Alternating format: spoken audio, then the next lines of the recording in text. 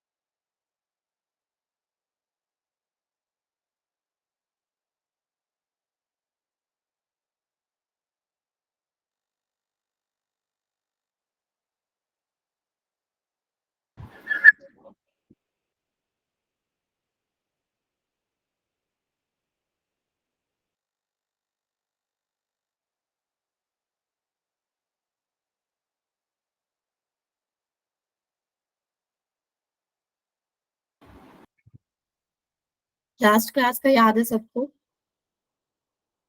Electrolysis पढ़ा था हमने। इलेक्ट्रोलाइसिस के क्वेश्चंस करे थे, एग्जांपल्स देखे थे, बहुत सारा प्रैक्टिस करी थी। और देखा था कि नीट में सेम क्वेश्चन रिपीट हो चुका है डाइल्यूट सल्फ्यूरिक एसिड का। तो ऐसे ही इनमें से जो भी हमने एग्जांपल किए, कोई भी एग्जांपल उठ के आ जाएगा। तो कुछ मुश्किल नहीं था ये टॉपिक। तो इलेक्ट्रोलाइसिस कंप्लीट हो गया था हमारा लास्ट क्लास में। आज हमें स्टार्ट करना है इलेक्ट्रिकल कंडक्टेंस। कंडक्टेंस का देखो, अगर ये 23, 22, 21, 22, 23, 24, 25, 26, 27, 28, 29, 30, ये प्रीवियस ईयर का एनालिसिस देखो इसका। कंडक्टेंस पहले तो नहीं आया, काफी बार 21 से आने ये शुरू हुए हैं। 21, 22, 23 आए हैं क्वेश्चंस। और एक क्वेश्चन कंडक्टेंस। बच्चा, आपकी क्लास में फैराडे लॉ नहीं हुआ ना? इलेक्ट्रोलाइसिस ही तो कराया है। फैराडे लॉ करना है आज। मैं तो गलत बोल ही रही हूँ, तुम भी गलत ही सुन रहे हो। फैराडे लॉ करना है आज। इस टाइम नहीं आया क्वेश्चन कोई? 20 में आया एक बार तो मतलब सेमी इंपॉर्टेंट यहाँ लिखा है, क्योंकि 2024 का यहाँ डेटा नहीं है, लेकिन 2024 में भी एक क्वेश्चन इसमें आया है नीट में। ठीक है, तो ये बन जाता है थोड़ा सेमी इंपॉर्टेंट, और कुछ मुश्किल नहीं है, तो करके तो जाना ही है सब। ठीक है, आ जाएगा सबको समझ आराम से। फैराडे लॉ स्टार्ट करते हैं हम। तो फैराडे जो थे वो पहले साइंटिस्ट थे ऐसे जिन्होंने इलेक्ट्रोलाइसिस को एक क्वांटिटेटिव अप्रोच दी। क्वांटिटेटिव मतलब मैथमेटिकल उसको अप्रोच दी। मतलब उन्होंने कुछ रिलेशंस बताए, कुछ फॉर्मूले बताए, उसको कहते हैं मैथमेटिकल अप्रोच। तो वो उन्होंने दी। तो ये ऐसे पहले साइंटिस्ट थे। अब क्या अप्रोच दी थी इन्होंने? अपनी बातों को इन्होंने दो लॉज में कही थी, फर्स्ट लॉ और सेकेंड लॉ। तो दोनों लॉज हम देखने वाले हैं। तो स्टार्ट करते हैं पहले फर्स्ट लॉ से। फर्स्ट लॉ में इन्होंने क्या बोला, जैसे हमने अभी लास्ट क्लास में देखा इलेक्ट्रोलाइसिस का। तो इलेक्ट्रोलाइसिस करते टाइम आपने ध्यान दिया हो तो कहीं पे ऐसे मेटल डिपॉजिट हो रहा था एक इलेक्ट्रोड पे जा जाके, राइट? तो कुछ वेट जो है इसको कहते हैं, या कुछ मास जो है डिपॉजिट हो रहा था, या दूसरी इलेक्ट्रोड से कुछ मास जो है वो कम हो रहा था, मतलब सॉल्यूशन में जा रहा था वो। तो या तो मास डिपॉजिट हो रहा हो, या तो मास डिपॉजिट हो रहा हो, या तो मास लिबरेट हो रहा हो। तो ये जो मास है, ये अगर इसको डब्ल्यू से रिप्रेजेंट करें तो ये डायरेक्टली प्रोपोर्शनल आता है charge pass in the solution, जितना चार्ज पास करेंगे सोल्यूशन में उसके डायरेक्टली प्रोपोर्शनल आता है ये वेट जो लिबरेट हो रहा है या फिर यहाँ पे जाके डिपॉजिट हो रहा है। तो ये चीज थी फर्स्ट लॉ की। अब इसको अगर वर्ड्स में लिखे हम तो लिखो इसको, मास डिपॉजिटेड और liberated, mass deposited or liberated of any substance during electrolysis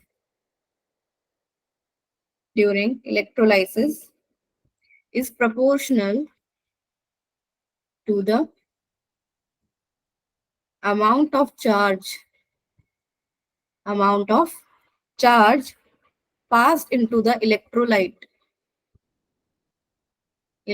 solution में जितना ज्यादा चार्ज पास करेंगे उतना ही मास या तो डिपॉजिट हो रहा होगा या फिर लिबरेट हो रहा होगा। तो weight is directly proportional to Q बोला। अब हर जगह हम क्या करते हैं, प्रोपोर्शनैलिटी को हटाते हैं तो कोई प्रोपोर्शनैलिटी कांस्टेंट आता है। सिमिलरली यहाँ पे जो कांस्टेंट आया वो था जेड, तो ये हो गया जेड क्यू। जेड को क्या बोलते हैं, इलेक्ट्रोकेमिकल इक्विवेलेंस, इलेक्ट्रोकेमिकल इक्विवेलेंस। अब इस भारी भरकम शब्द का मतलब क्या है, कुछ नहीं है, बस Z is equivalent weight divided by Faraday's constant. 96500 से इसको डिवाइड कर देना। इक्विवेलेंट वेट क्या होता था अगर याद हो तो, molar mass divided by n factor या फिर number of electrons, equivalent weight यही होता था, मल्टीप्लाइड बाय f। ये है आपका Z या फिर इलेक्ट्रोकेमिकल इक्विवेलेंस। यहां तक समझ आया?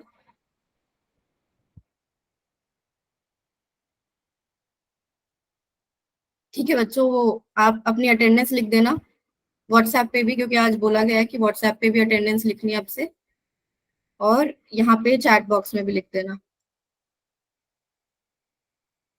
और नोट कर लो इसको।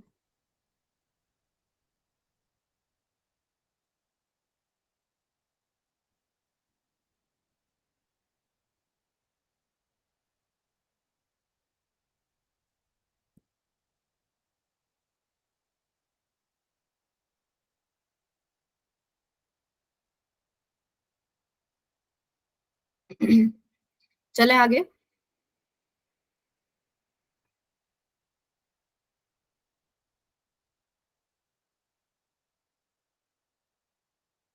ठीक है, तो हमने क्या बोला, Z हो गया M/NF। अभी इसको यहाँ पे रोकते हैं, अब चलते हैं रिएक्शंस की तरफ जहाँ पे कोई मेटल डिपॉजिट हो रहा था या कुछ रिलीज हो रहा था। एक इलेक्ट्रॉन वाले किसी आयन की बात करो, कोई एग्जांपल याद है आपको जिसको एक इलेक्ट्रॉन गेन करके वो डिपॉजिट हो रहा था, कोई ऐसा metal? Silver, Ag। Silver, good, Ag plus एक इलेक्ट्रॉन गेन करके Ag। सिमिलरली 2 इलेक्ट्रॉन का कोई एग्जांपल बताओ, कोई मेटल? पर copper 2 plus plus 2 electron copper. 3 electron का कोई एग्जांपल पता है आपको? गोल्ड, गोल्ड, गुड, और एल्यूमिनियम भी है, गुड। हाँ, दोनों, aluminium 3 plus plus 3 electron giving aluminium. तो ये रिएक्शंस मैंने क्यों लिखे हैं यहाँ पे, मैं इससे क्या समझाना चाह रही हूँ कि इस रिएक्शन का मतलब क्या है कि अगर एक मोल सिल्वर डिपॉजिट कराना है, एक मोल सिल्वर अगर डिपॉजिट कराना है तो उसके लिए एक मोल इलेक्ट्रॉन्स रिक्वायर्ड है। एक मोल सिल्वर अगर डिपॉजिट कराना है तो उसके लिए एक मोल इलेक्ट्रॉन्स रिक्वायर्ड है, और एक मोल इलेक्ट्रॉन्स को हम और क्या बोलते हैं, 1 फैराडे। सिमिलरली इस वाले के लिए देखो, 2 मोल अगर कॉपर डिपॉजिट कराना है तो हमें कितने फैराडे रिक्वायर्ड होंगे, 2 फैराडे। सिमिलरली यहाँ पे 2 मोल नहीं, सॉरी 1 मोल, यहाँ पे 1 है ना, 1 मोल कॉपर अगर डिपॉजिट कराना है तो 2 फैराडे। सिमिलरली यहाँ पे 1 मोल एल्यूमिनियम डिपॉजिट कराना है अगर, तो हमें 3 फैराडे उसको इलेक्ट्रॉन्स या 3 फैराडे उसको करंट देना पड़ेगा, कूलम्स देना पड़ेगा। तो फैराडे और रिएक्शन में जो इलेक्ट्रॉन्स हैं, जो क्वांटिटी ऑफ चार्ज है, उसका रिलेशन ऐसे देखते हैं कि कितने मोल इलेक्ट्रॉन्स तो कितने फैराडे हो गए। अगर इसी के लिए हम फिर Z की वैल्यू लिखें, Z जो M/NF था, M की वैल्यू मत पुट करो अभी, F की भी मत पुट करो, सिंपल बस N की टर्म्स में अगर बताओ तो Ag वाले के लिए Z क्या हो जाएगा, M/F। सिमिलरली इसके लिए बताओ Z क्या हो जाएगा?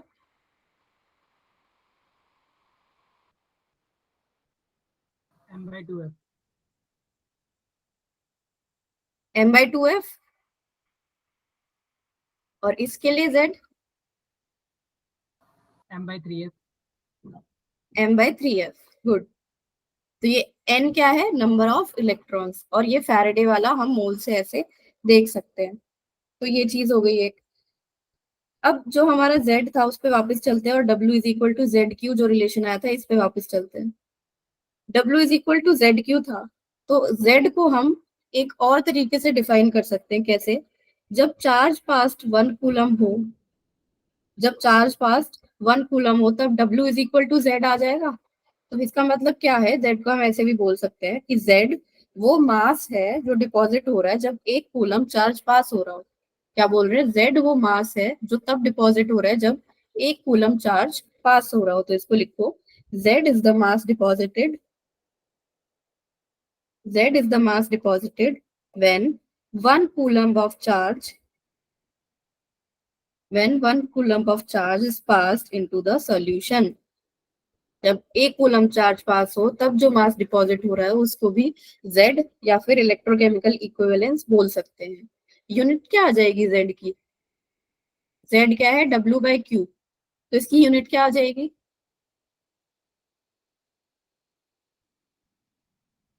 kg per coulomb। kg पर कूलम या फिर ग्राम्स पर कूलम, दोनों सही है।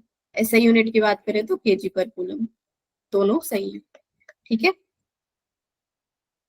और हम फिजिक्स में क्या पढ़ते हैं? क्यू को लिख सकते हैं, चार्ज को, current into time. Q is equal to I T, current into time. इसी चीज को अगर हम इस फॉर्मूला में पुट कर दे तो डब्ल्यू क्या आ जाएगा? Z/I/T। और अगर Z की वैल्यू भी रखे तो W is equal to M/N into F/I/T। ये आ गया हमारा पूरा फॉर्मूलों का एक डब्बा। इसमें हमने सारे फॉर्मूले लिख लिए जो इस क्लास में हमने पढ़ने हैं। ठीक है। अभी हम न्यूमेरिकल सॉल्व करेंगे तो ये सब बहुत हेल्प करने वाला है। और बिना फॉर्मूलों के हम जो क्वेश्चंस करेंगे उसमें ये जो इलेक्ट्रॉन वाली चीज बताई ये हेल्प करने वाली है। ठीक है। तो ये था फैराडे का फर्स्ट लॉ। सेकंड लॉ पे चलें।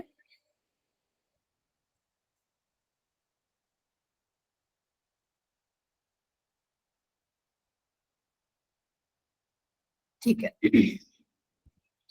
तो सेकंड लॉ में क्या बोला था कि जैसे आपको ये सर्किट दिखाई दे रहा है, 3 सॉल्यूशंस यहाँ पे रखे हुए हैं और ये सीरीज में कनेक्टेड है। और क्या हो रहा है कि इनमें से ये लगाई हुई है बैटरी, तीनों में से same quantity of current pass कर रहा है, या सेम, लिख लो यहाँ पे, सेम क्वांटिटी ऑफ इलेक्ट्रिसिटी तीनों में से पास कर रही है।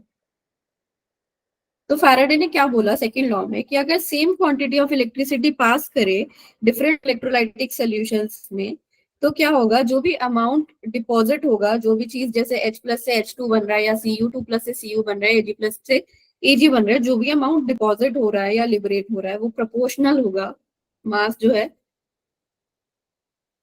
मास जो है वो प्रोपोर्शनल होगा उनके केमिकल इक्विवेलेंट वेट से। या फिर यहाँ पे Z भी लिख सकते हो। Z क्या था? M/NF। M/N क्या होता है? इक्विवेलेंट वेट, तो E/F। तो ये प्रोपोर्शनैलिटी अगर हम हटाएंगे, रेशियो की बात करेंगे, तो सब में F की वैल्यू सेम ही रहेगी, इसलिए इसको काट सकते हैं यहीं पे। तो या तो आप लिख लो W is directly proportional to E, या फिर W is directly proportional to Z। Same ही बात है। अब इन तीनों के लिए अगर हम लिखना चाहे इस रिलेशन को, तो कैसे लिख सकते हैं? W1/Z1 is equal to W2/Z2 is equal to W3/Z3। ये हो गया इनका मास जो भी लिबरेट हो रहा है या डिपॉजिट हो रहा है, ये हो गया उनका केमिकल इक्विवेलेंस। और इसी को अगर ओपन अप करके हम इस फॉर्म में लिखेंगे M/NF में, तो ये F यहाँ पे तीनों में कैंसिल हो जाएगा, इसलिए आप डायरेक्टली E भी लिख सकते हो इसको, W1/E, E1 is equal to W2/E2 is equal to W3/E3, and so on. जितने भी इलेक्ट्रोलाइटिक सॉल्यूशंस अलग अलग कनेक्ट होंगे उसके हिसाब से ये आगे आगे बढ़ता जाए। मेन क्या है? ये W is directly proportional to Z। ये था फैराडे का सेकंड लॉ।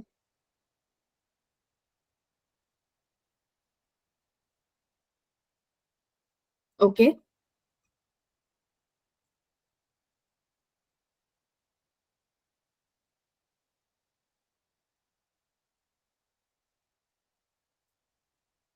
चलो अब डीपीपी प्रैक्टिस करते हैं। DPP 4 class work, question number 1। The electric charge for electrode deposition of 1 gram equivalent of a substance. 1 gram equivalent अगर कोई सब्सटेंस डिपॉजिट करा रहे हैं तो कितना चार्ज उस पे लगेगा? डी।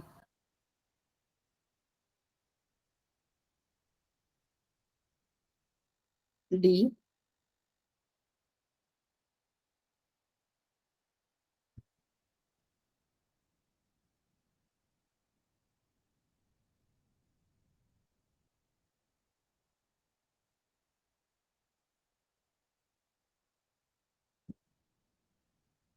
देखो, इसमें अगर आपको कॉन्सेप्ट नहीं भी पता तो अभी आप ऐसे ही बता सकते हो। चार्ज पूछा है, ampere per second is not charge की unit, ampere per hour is not charge की unit, coulomb per second is charge upon time, ये भी नहीं है, चार्ज की यूनिट सिर्फ कूलम है। ऑप्शन बी, ऐसे भी बता सकते हो। वरना क्या है कि 1 ग्राम इक्विवेलेंट अगर सब्सटेंस डिपॉजिट कराना है तो हम 1 मोल इलेक्ट्रॉन या फिर 1 फैराडे की बात करेंगे।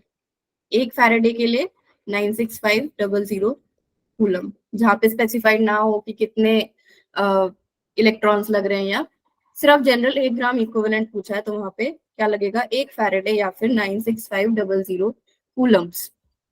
और सिर्फ चार्ज पूछा था, चार्ज अपॉन टाइम नहीं पूछा था, तो ये वाला ऑप्शन नहीं होगा। Question number 2। The amount of electricity that can deposit 108 grams of silver from silver nitrate, 1 Faraday. 1 Faraday, AgNO3। Ag plus से Ag जाना, अभी पीछे भी देखा हमने कि 1 इलेक्ट्रॉन की रिक्वायरमेंट है या फिर 1 फैराडे की रिक्वायरमेंट है, तो amount of electricity that can deposit is 1 faraday. Option C बोल रहे हैं, ठीक है। Next question. 3 Faradays of electricity was passed through an aqueous solution of iron 2 bromide. The mass of iron matter deposited at the cathode is। Iron जो है वो +2 oxidation state में है, और 3 फैराडेज अगर पास करेंगे तो कितना डिपॉजिट होगा?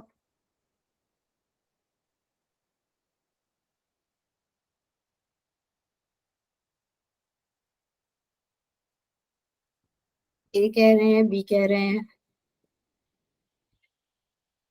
सुजल ध्यान से देखो, Fe3 नहीं है, वो Fe2+ है।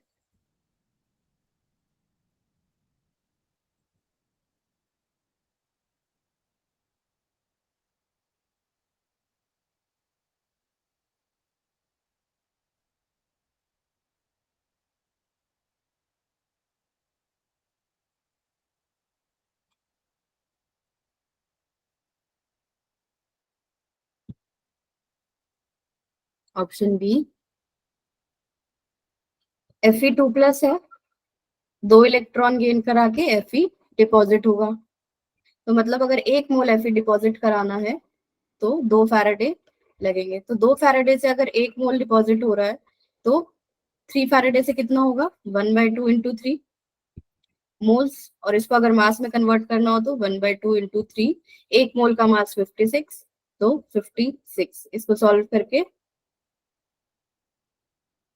28 × 3, 84 ग्राम्स। Option B. ठीक है, समझ आ गया मतलब आप लोगों को, गुड।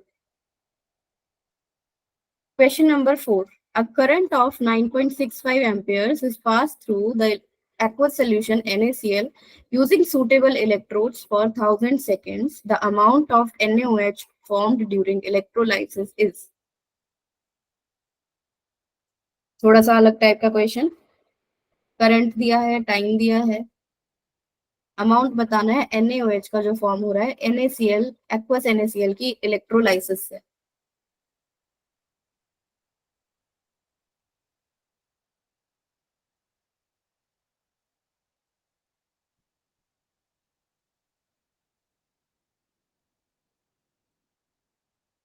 इलेक्ट्रोलाइसिस वाला जो एक्वस NaCl वाला था वो रिवाइज करो।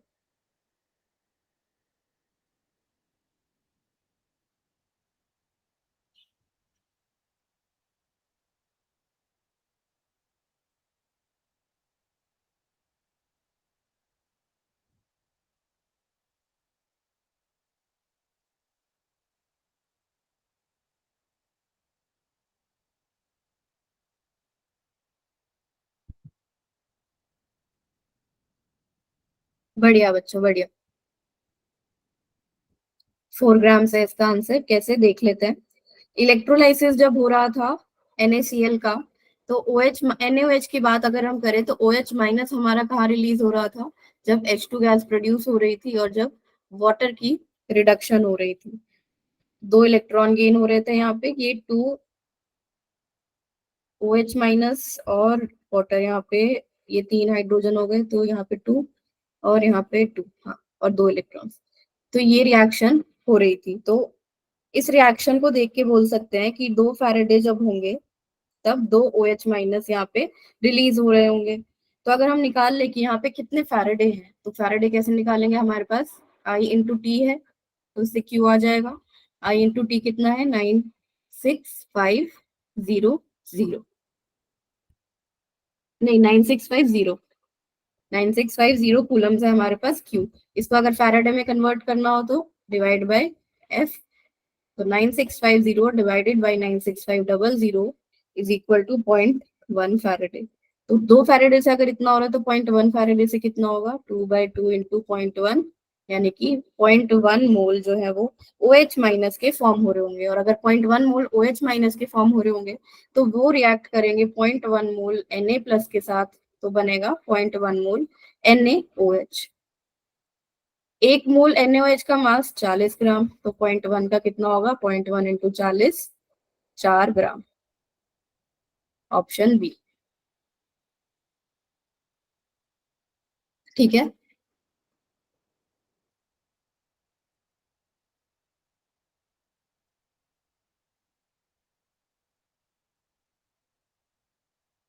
ठीक।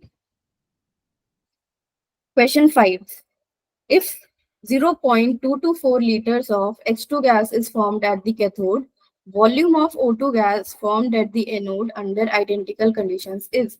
कैथोड पे H2 गैस बन रही है और एनोड पे O2 गैस बन रही है। H2 गैस की वॉल्यूम दे रखी है, O2 गैस की वॉल्यूम हमें फाइंड करनी है।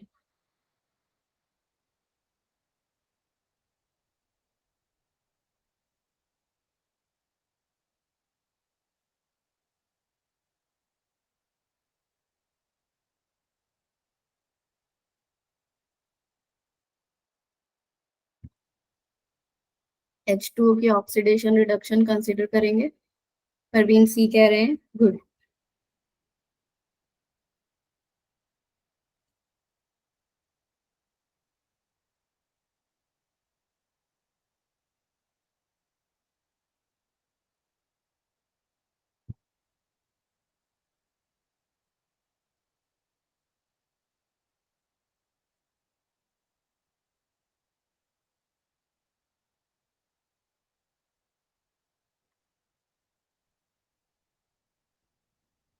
अदिति का भी सी आ गया।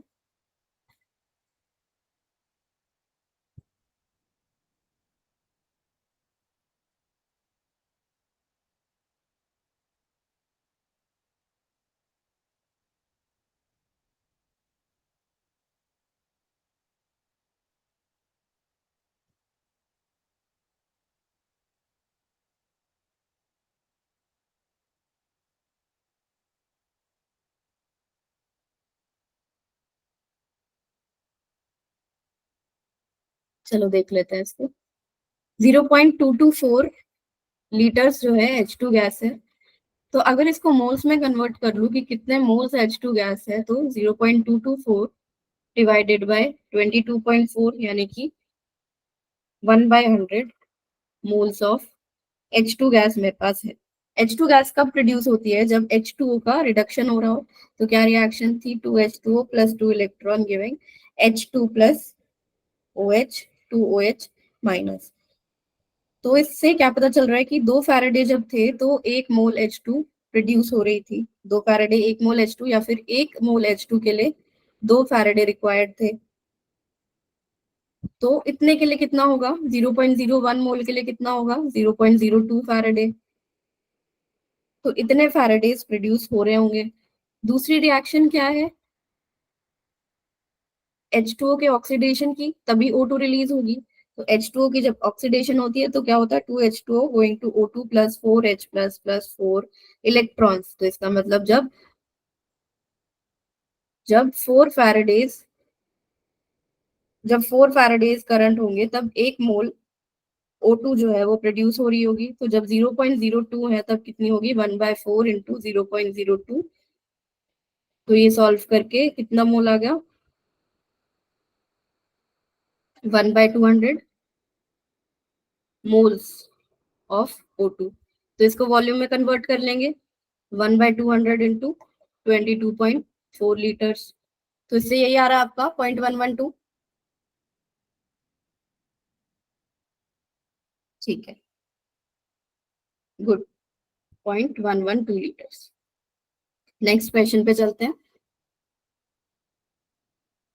किसी को नोट तो नहीं करना था ना? अगर नोट कर रहे हो तो बता देना मेरे को, फिर मैं रुक जाऊंगी।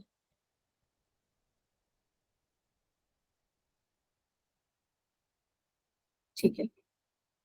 Question 6. The number of coulombs required to reduce 12.3 grams of nitrobenzene to aniline.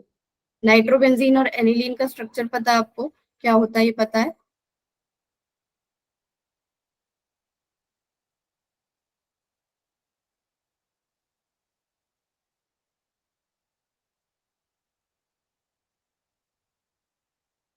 Benzene के ऊपर NO2 is nitrobenzene and benzene के ऊपर NH2 इज एनिलीन। तो अगर इसको इसमें रिड्यूस कर रहे हैं तो कितने इलेक्ट्रॉन्स रिक्वायर्ड होंगे? पहला मेन क्वेश्चन तो यही है, मैं यही ऑब्स्टेकल है बस, और तो आपको पता ही है कॉन्सेप्ट। तो कोई बता सकता है कितने इलेक्ट्रॉन्स रिक्वायर्ड होंगे? मैम 2। 2 नहीं होंगे बेटा, इनकी ऑक्सीडेशन स्टेट कंसीडर करो। NO2 इज लाइक दिस और NH2 इज लाइक दिस। अब थोड़ा सोच के बताओ कि इसकी ऑक्सीडेशन स्टेट कितनी है यहाँ पे नाइट्रोजन की, और यहाँ पे कितनी है, और फिर उस हिसाब से कितने नंबर ऑफ इलेक्ट्रॉन्स रिक्वायर्ड होंगे इसकी रिडक्शन के लिए।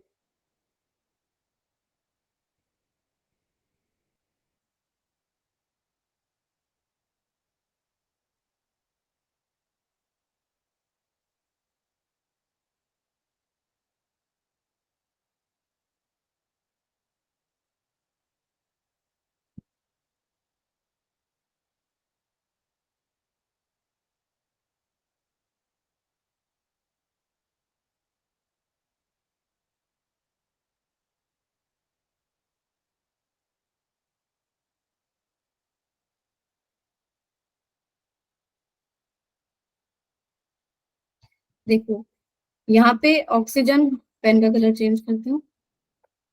यहाँ पे ऑक्सीजन है 2, यहाँ पे ऑक्सीजन है 2, और यहाँ पे जो है कार्बन। मैम इसका रेजोनेंस का भी देखना होता है? नहीं बेटा, इसमें रेजोनेंस नहीं देखना, ऑक्सीडेशन स्टेट निकालते टाइम नहीं देखते।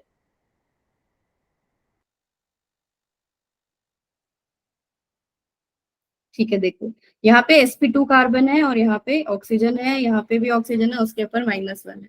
तो पहली चीज तो ये कि इस नाइट्रोजन और कार्बन sp2 में इलेक्ट्रोनेगेटिविटी डिफरेंस जो है बिल्कुल नेग्लिजिबल है। इस बॉन्ड में बिल्कुल नेग्लिजिबल है, तो इस वजह से इस साइड से तो कोई इलेक्ट्रो ऑक्सीडेशन स्टेट का चेंज आएगा नहीं। जो आएगा वो बस इन ऑक्सीजन की वजह से आएगा। तो अब बता सकते हो क्या, क्या ऑक्सीडेशन स्टेट आएगी इस नाइट्रोजन पे?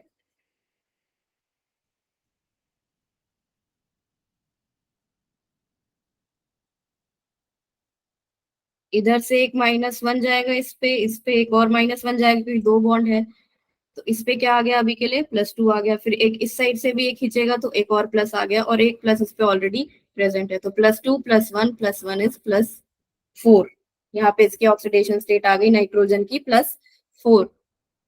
नाइट्रोजन और हाइड्रोजन बॉन्ड में नाइट्रोजन की इलेक्ट्रोनेगेटिविटी ज्यादा है, और यहाँ से तो कोई इलेक्ट्रोनेगेटिविटी डिफरेंस है नहीं, नेग्लिजिबल है। तो आप बता सकते हो यहाँ पे नाइट्रोजन की ऑक्सीडेशन स्टेट कितनी होगी, -2। गुड।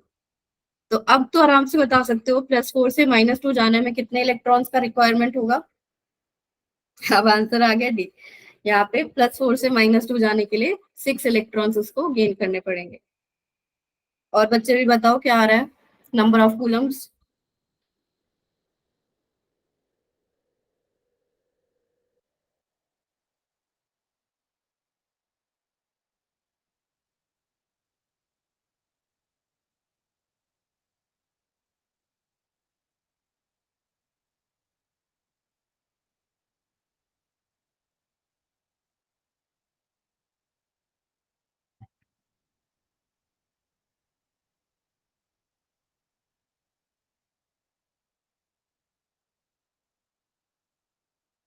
अब आ गया डी। चलो बढ़िया। एक मोल के लिए, एक मोल अगर रिड्यूस कराना है तो कितने फैराडेज रिक्वायर्ड है? 6 फैराडे। और एक मोल नाइट्रोबेंजीन का मास आ रहा होगा आपका 123। 123 ग्राम के लिए 6 फैराडे, तो 12.3 के लिए 0.6 फैराडे, और 0.6 के फैराडे के लिए मल्टीप्लाई करना है कूलम बनाने के लिए, तो 96500 से मल्टीप्लाई, यार आपका ऑप्शन डी 57900। चले नेक्स्ट क्वेश्चन पे।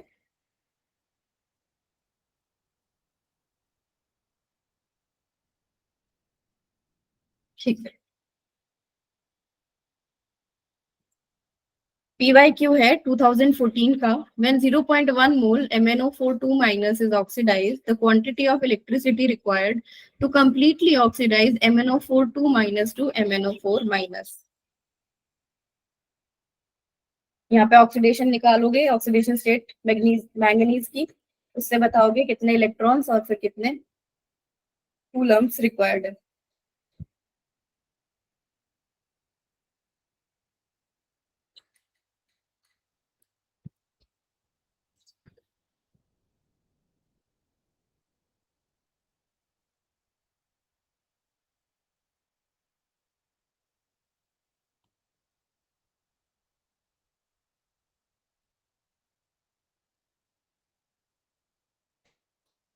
ऑप्शन सी आ रहा है 9650 कूलम्स।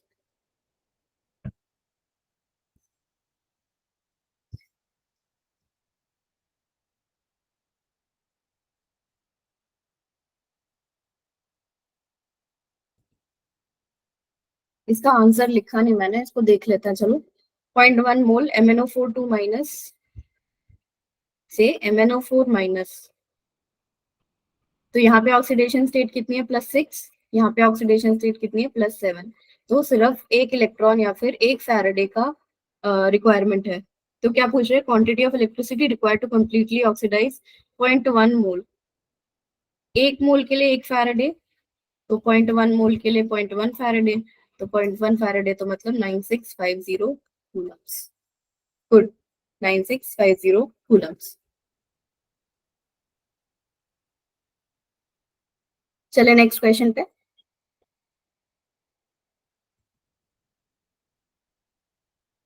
ये आ गया 2024 का क्वेश्चन जिसकी मैं बात कर रही थी अभी स्टार्टिंग में। ये वाला क्वेश्चन ट्राई करो।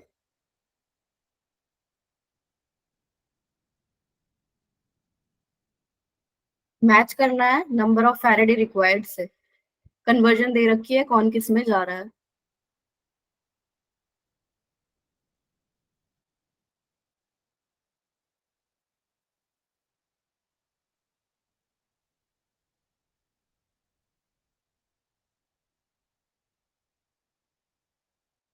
Option C. ओके,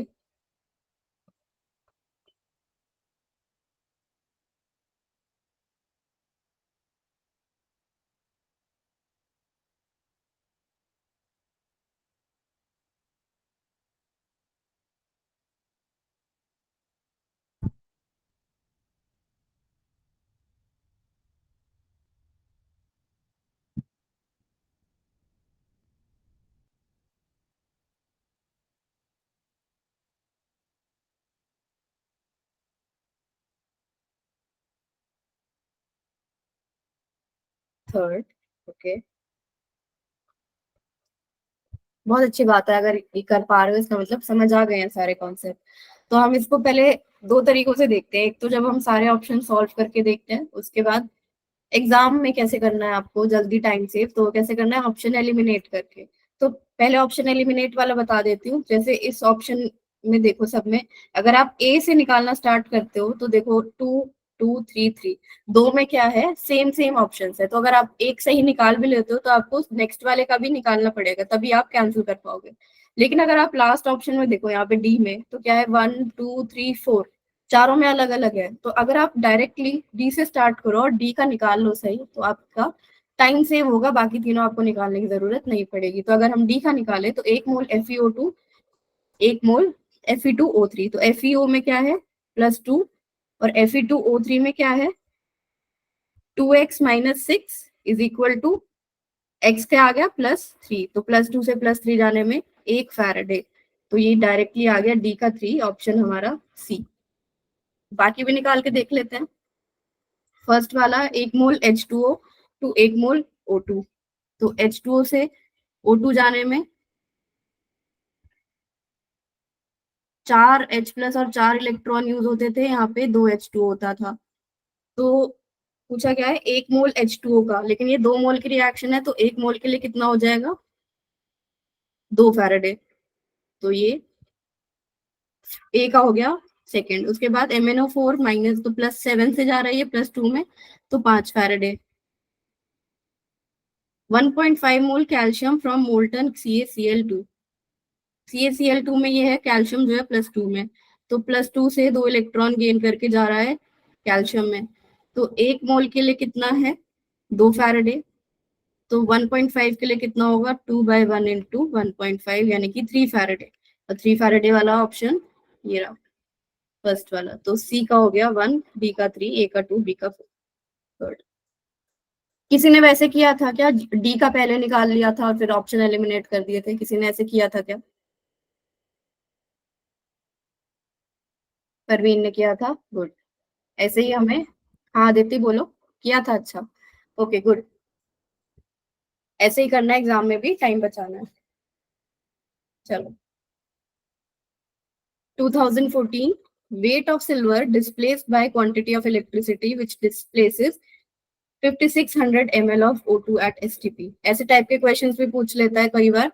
एक और क्वेश्चन भी सिमिलरली पूछा हुआ था कि O2 की डिस्प्लेसमेंट दे रखी थी, वॉल्यूम दे रखी है इतनी है, तो कितना वेट जो है सिल्वर का डिस्प्लेस हो रहा होगा।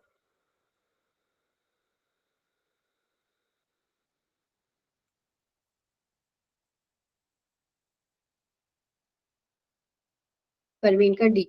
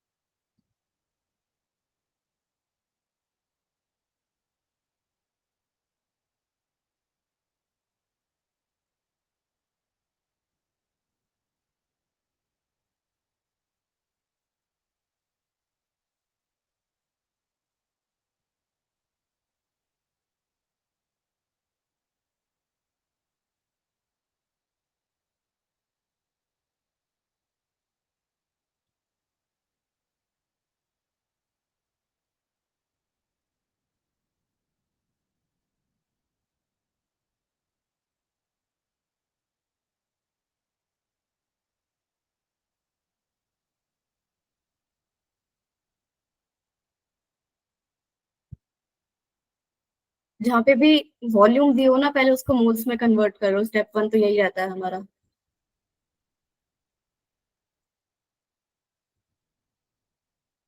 तो अगर 5.6 लीटर्स को कन्वर्ट करना हो मोल्स में, तो 22.4 लीटर से डिवाइड, तो ये कितना आ रहा है, 4 से जाएगा ये, 4, 24, 4, 20, हाँ 4 मोल 1/4 आ गए मोल्स ऑफ O2। तो अब इसके आगे दो अप्रोच है, या तो आप ये फॉर्मूला लगा लो W1/W2, Z1/Z2, या फिर आप मोल्स वाले तरीके से जो अभी तक हम करते आए हैं उससे कर सकते हो। अगर हम मोल्स वाले से करें तो O2 का रिलीज होती है जब वाटर की ऑक्सीडेशन होती है, तो 2H2O, O2 plus 4H plus plus 4 electron, ये रिएक्शन लिखी, तो 1 मोल O2 जब प्रोड्यूस होनी है तो कितना लगेगा, 4 फैराडे। तो अगर 1/4 प्रोड्यूस हो रही होगी तो कितना लगेगा, 4 इंटू 1/4, यानी कि 1 फैराडे करंट रहा होगा। अब हमें पता है कि Ag+ से Ag जाने में 1 फैराडे लगता है, और 1 फैराडे ही यहाँ पे प्रोड्यूस हो रहा है, तो 1 फैराडे मतलब 108 ग्राम, जो कि सिल्वर का मोलर मास है 108 ग्राम। और अगर W1 वाले से जाएं, W1 वाले से जाएं तो 1/4 का मोल्स जो है O2 का, इसका मास निकालना होगा, तो 32, 1/4 का moles into multiplied by molar mass 32। उसके बाद W2 तो मेरे को चाहिए ही, Z1 की बात करें तो इसका इक्विवेलेंट वेट कितना होगा ऑक्सीजन का, यहाँ पे 4 इलेक्ट्रॉन्स, और मोलर मास 32, तो 32/4 यहाँ पे भी। और Z2 क्या होगा, 108 डिवाइडेड बाय 1, ये 1 ऊपर चला जाएगा या फिर यहाँ से ही हटा दो डायरेक्टली, तो सब कुछ यहाँ पे देखो कैंसिल हो रहा है और W2 आ रहा है 108 ग्राम। तो ऐसे भी कर सकते हो, वरना ये मोल वाला मेथड है, ऐसे भी कर सकते हो। तो जो भी इस टाइप के क्वेश्चन होंगे जिसमें डिस्प्लेस हो रही होगी कुछ वॉल्यूम किसी गैस की, तो पहली बात तो वॉल्यूम को कन्वर्ट कर लो। स्टेप 1, वॉल्यूम को कन्वर्ट कर लो मोल्स में। वॉल्यूम को कन्वर्ट कर लो मोल्स में, उसके बाद देख लो कि उस गैस की रिएक्शन कौन सी है, उस गैस के रिएक्शन से उसके फैरेडे कितने हैं। तो फैरेडे अगर हमें पता चल गए, तो जो भी हमें मेटल में जाना है, Mn+ से M में जाना है, तो वही फैरेडे यहाँ पे पुट कर दो, और वो फैरेडे पुट कर देंगे तो हमें पता चल जाएगा कितना मास यहाँ पे डिपॉजिट हो रहा होगा। आ गया समझ?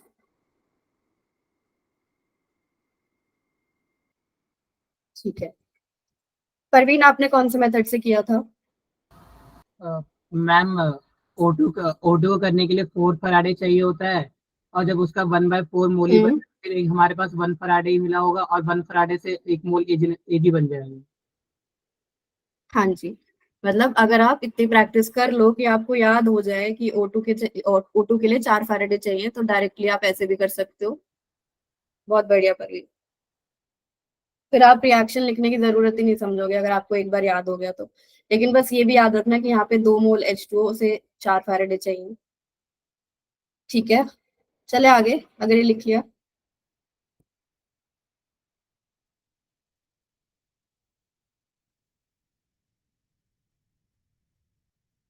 ठीक है।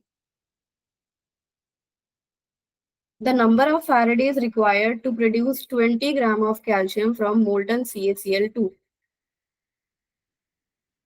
मोल्टन CaCl2 से 20 ग्राम्स कैल्शियम डिपॉजिट कराने के लिए कितने फैराडेज रिक्वायर्ड है?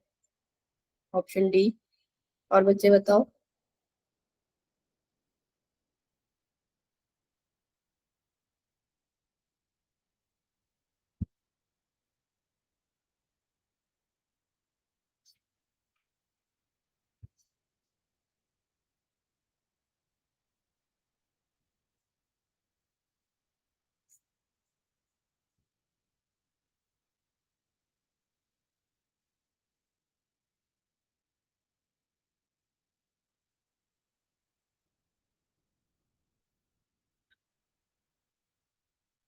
अदिति का भी आ गया, और आया किसी का?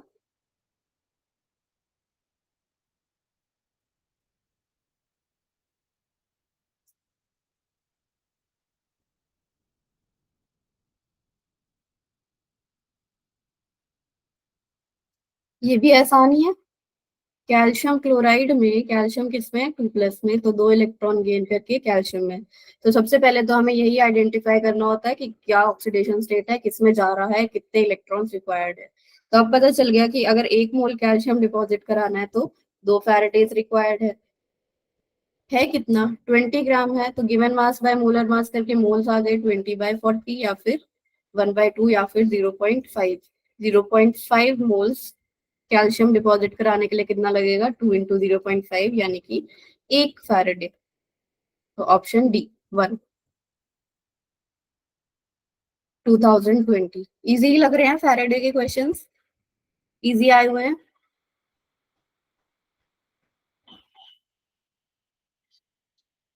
गुड। इजी लगना चाहिए सर। चलो ये क्वेश्चन करो।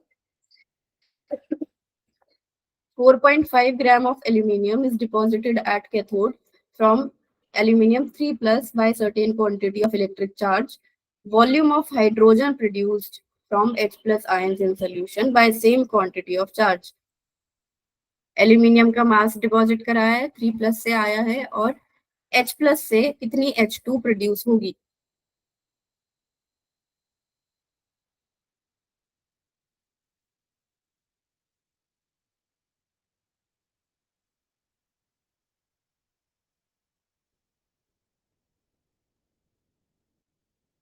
Option D 5.6। ओके, और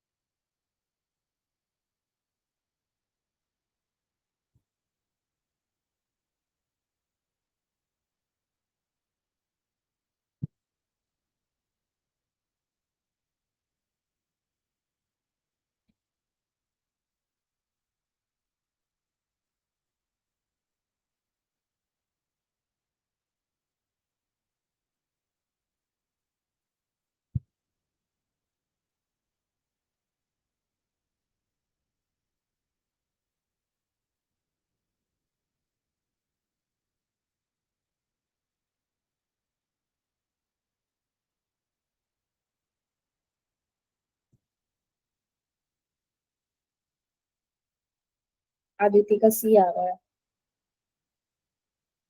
आदिति बेटा, आंसर तो ऑप्शन डी ही है, 5.6 ही है। देख लेते हैं आप क्या गलती कर रहे हो। तो एल्यूमिनियम 3+ से जा रहा है, 3 इलेक्ट्रॉन गेन करके जाएगा, एल्यूमिनियम फॉर्म करेगा। और एल्यूमिनियम का मास दे रखा है 4.5 ग्राम। तो पहले तो या तो आप मोल्स में कन्वर्ट कर लो या फिर लिख लो कि 4.5 और 27 का मतलब मास में ले लो। मैं मोल्स में करके कर रही हूँ। तो 4.5/27 मोल्स है एल्यूमिनियम के। तो रिएक्शन के अकॉर्डिंग अगर 1 मोल एल्यूमिनियम डिपॉजिट कराना है तो 3 फैराडेज रिक्वायर्ड होंगे। तो 4.5/27 कराना होगा तो कितने रिक्वायर्ड होंगे, 3 × 4.5/27। और यहाँ पे कैंसिल हो जाएगा, 399.5। तो 0.5 फैराडेज यहाँ पे आ गए। अब ये 0.5 फैराडेज आ गए और क्या प्रोड्यूस कराना है, हाइड्रोजन गैस। और हाइड्रोजन गैस कब प्रोड्यूस होती है, जब वाटर की रिडक्शन हो रही हो। तो वाटर की reduction 2H2O+ 2 electron, H2+2 OH-। तो मतलब 1 मोल H2 के लिए 2 फैराडे चाहिए। तो अगर 2 फैराडे से एक प्रोड्यूस हो रही है तो 0.5 से कितनी होगी, 1/2 × 0.5, यानी कि 0.25 मोल्स ऑफ H2। और वॉल्यूम के लिए मल्टीप्लाई बाय 22.4। तो ये आ जाएगा आपका 5.6 लीटर्स। ओके।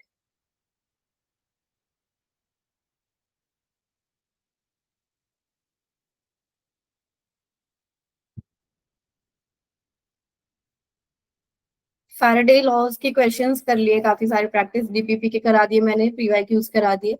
अब एक ये टॉपिक है करंट एफिशिएंसी, ये जनरली कराते नहीं है, लेकिन जस्ट इन केस आ जाए तो मतलब कुछ इतना मुश्किल है नहीं है। तो एक बार अगर समझ लोगे तो क्वेश्चन अगर गलती से आ भी गया तो कर लोगे अटेम्प्ट, कुछ नहीं है बिल्कुल, बस 2 मिनट लगेंगे समझने में। एफिशिएंसी होती है जैसे थर्मोडायनेमिक्स में आपने उसकी एफिशिएंसी पढ़ी थी हीट इंजन की, कि जितना उसमें हम हीट दे रहे थे वो 100% कन्वर्ट नहीं हो रहा था टू वर्क। 100% कन्वर्ट नहीं हो रहा था, कुछ परसेंटेज कन्वर्ट हो रहा था, उसी को बोल रहे थे वर्क एफिशिएंसी उसकी कितनी है, इंजन की हीट एफिशिएंसी या वर्क एफिशिएंसी कितनी है।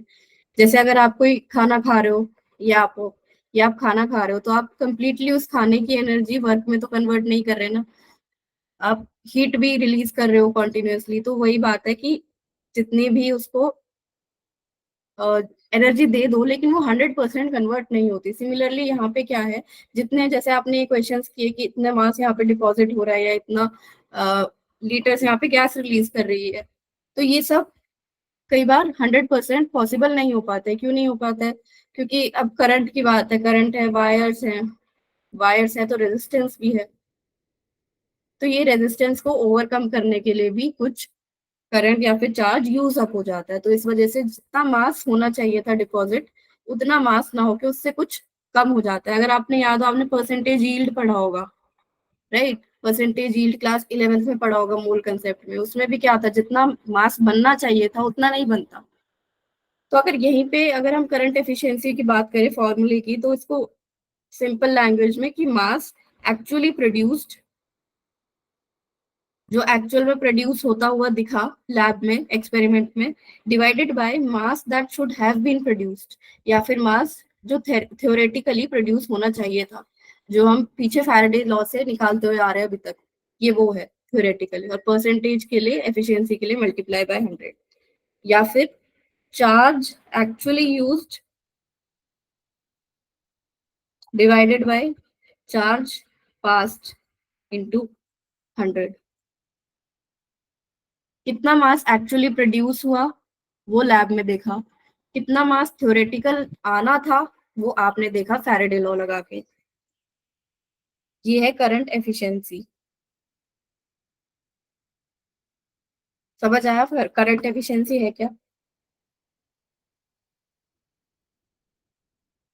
ठीक है, 1 मिनट इसको नोट करो, मेरे पास इसका एक क्वेश्चन था।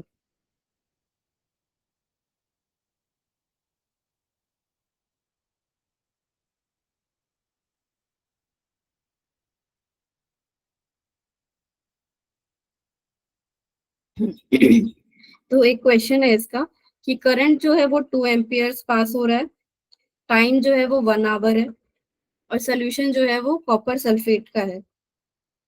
तो कह रहा है क्वेश्चन में कि 0.237 grams of copper 2+ ions were discharge at the cathode. मतलब इतने डिस्चार्ज हो गए, इतने रिड्यूस हो गए, 0.237 ग्राम्स ऑफ कॉपर 2+। तो करंट एफिशिएंसी आपको बतानी है, करंट एफिशिएंसी आपको बतानी है। ये क्या दिया हुआ है, जो मास प्रोड्यूस हुआ, ये वाली टर्म मास एक्चुअली प्रोड्यूस्ड, ये वो वाली टर्म दी हुई है। और मास थ्योरेटिकल वो आप कैलकुलेट करके फिर उसको फ्रैक्शन में रख के आंसर बताओ।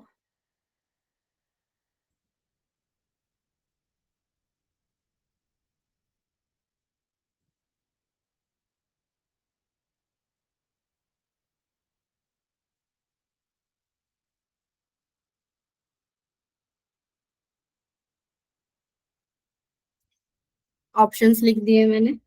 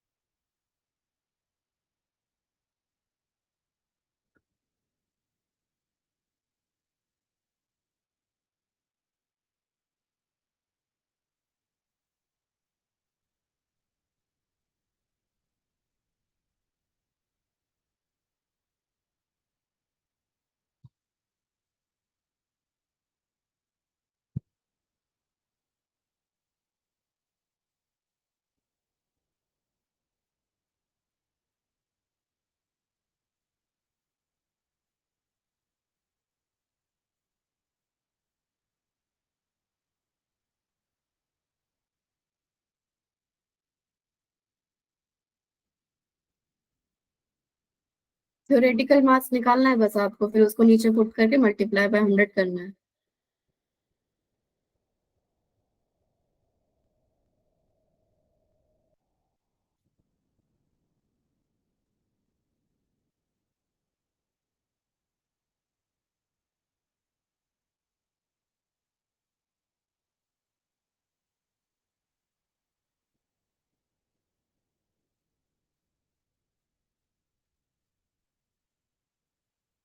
Option D 45। 45 नहीं है बच्चे, इसका 10% है आंसर। चलो इसको देख लेते हैं। तो या तो आप मोल वाले से चले जाओ या फिर W = ZIT लगा लो डायरेक्ट इसमें। एक बार भी यूज नहीं किया इसलिए मैं जैसे यहाँ पे दिखा रही हूँ एक बार करके। M/N × F × IT। तो ये W आना चाहिए थ्योरेटिकल। तो M क्या है कॉपर का, 63.5 into 2 amperes into current 1 hour into 60 minutes into 60 seconds divided by number of electrons 2 और फैराडे की वैल्यू 96500। आई थिंक आपने शायद इसको कन्वर्ट ना किया हो सेकंड्स में। टाइम को हमेशा सेकंड्स में कन्वर्ट करना है। मैम सी आ रहा है, कैलकुलेशन प्रॉब्लम। क्या बोल रहे हो बच्चे? मैम कैलकुलेशन गलत हो गई थी, सी आंसर आ रहा ओके ओके ओके। तो ये आपका आ रहा होगा पॉइंट, नहीं 2.37 आ रहा है क्या ये? है। Yes ma'am. 2.37 ग्राम्स आ रहा है। तो परसेंटेज एफिशिएंसी क्या हो जाएगी, मास एक्चुअली प्रोड्यूस्ड 0.237 डिवाइडेड बाय जो थ्योरेटिकली प्रोड्यूस होना चाहिए था मल्टीप्लाई बाय 100। तो ये आ गया 10%। Option C. आ गया सबको समझ करंट एफिशिएंसी क्या है? सिंपल ही था। तो हमने आज क्या कर लिया, फैराडे लॉज कर लिए, क्वेश्चंस प्रैक्टिस कर लिए, कितना डिपॉजिट। और ये वाला क्वेश्चन आपने कर लिया, इस बात की तो मेरे को इतनी खुशी हो रही है कि आप 2024 का अगर कर रहे हो तो मतलब आगे आने वाले नीट का भी करोगे ही। इस क्वेश्चन की एक बात और बता दूं मैं, जैसे ये A, B और C, D अलग अलग ऑप्शंस जो इसने दिए हैं ना यहाँ पे, 2024 से पहले किस टाइप के पूछ रहा था, जैसे सिंपल आपने ये वाला किया था इस टाइप का कि सिर्फ एक चीज का पूछ लिया, MnO4 माइनस ने इतना जानेगा कितना फैराडे या फिर कितना कूलम। लेकिन इस बार क्या अलग था कि इसने चार चार एक साथ दे दिए थे और फैराडे पूछ लिए थे। तो थोड़ा सा ट्रेंड जो है क्वेश्चंस पूछने का वो चेंज हो रहा है थोड़ा, मतलब ज्यादा मेहनत करा रहा है, चार चार ऑप्शन एक साथ पूछ रहा है। लेकिन वही बात है, ऑप्शन एलिमिनेशन से जाओ। तो ये सब रहा आज की क्लास में, ठीक है। नेक्स्ट क्लास में फिर हम कंडक्टेंस स्टार्ट कर देंगे। अगर कोई डाउट है इसमें तो रुक सकते हो, और होमवर्क डीपीपी में शेयर कर दूंगी आपके पास, उसको सॉल्व कर लेना फैराडे लॉ की। ठीक है, ओके बेटा।